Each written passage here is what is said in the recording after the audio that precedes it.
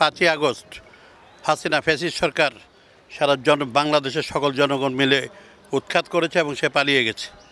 এখন আমাদের হলো এই বাংলাদেশকে নতুন করে মেরামত করতে হবে এবং সেই মেরামত করার স্বার্থেই আমাদের ভারপ্রাপ্ত চেয়ারম্যান জনাব তারেক রহমান 31 দফা রাষ্ট্র সংস্কার মেরামতের জন্য দিয়েছেন।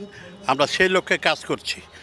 এখন বিভিন্নভাবে অনেক অনুপ্রবেশকারীরা সারা বাংলাদেশে চাঁদাবাজির রাজত্ব কায়েম করেছে।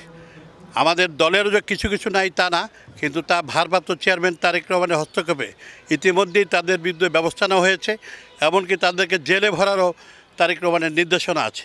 কিন্তু বেশিরভাগই অনুপ্রবেশকারীরা এই বাংলাদেশে চাঁদাবাজি করছে।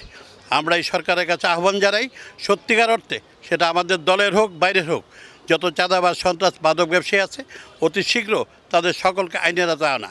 কারণ বাংলাদেশ আমাদের ফ্যাসিস্ট সরকার যেভাবে বাংলাদেশ স্বাধীনতা সার্বভৌমত্ব ক্ষুণ্ণ করে গিয়েছে, এটা পুনরুদ্ধারে একটি সুন্দর সুষ্ঠুভাবে যদি সামনে নির্বাচন আয়োজন করতে না পারে এবং যত তাড়াতাড়ি সম্ভব এই একটি জনগণের ভোটের অধিকার ফেরত দিয়ে একটি সুস্থ ভোটের আয়োজন করবে এবং জনগণের ভোটে যে নির্বাচিত সরকার আসবে তারাই এই বাংলাদেশকে একটি সুন্দর বাংলাদেশে পরিণত করতে পারবে। আমাদের গতকাল যে বর্ধিত সভা হয়েছে সেখানে আমাদের ভারপ্রাপ্ত চেয়ারম্যান তারেক রহমান পরিষ্কার নির্দেশনা দিয়েছেন, আমরা এখন সামনে নির্বাচনের দিকে যাচ্ছি, পাশাপাশি ঐক্যের ডাক দিয়েছি। আমাদের দলের ভিতরে ঐক্য ফিরে আসবে, সারা বাংলাদেশে আমরা ঐক্য চাই এবং ঐক্যের মাধ্যমেই এই বিএনপি যে কর্মসূচিগুলো দিয়েছে এবং আমাদের প্রতিটা থানা, ওয়ার্ড, উপজেলা, মহানগর, জেলা সমস্ত জায়গায় এই ঐক্যের মাধ্যমে বাংলাদেশে যে নৈরাজ্য সৃষ্টি হয়েছে এই ঐক্যের মাধ্যমে নৈরাজ্যগুলো আমরা দূর করে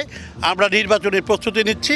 সামনে নির্বাচনে যাতে তারেক রহমানের হাত ধরে বাংলাদেশে জাতীয়তাবাদী দল ক্ষমতায় আসে এবং এই রাষ্ট্র চালাবার অধিকার রাখে, তখনই বাংলাদেশে সম্পূর্ণভাবে আমরা মনে করি পুরনো গৌরব ফিরে আসবে, বাংলাদেশ সামনের দিকে এগিয়ে যাবে।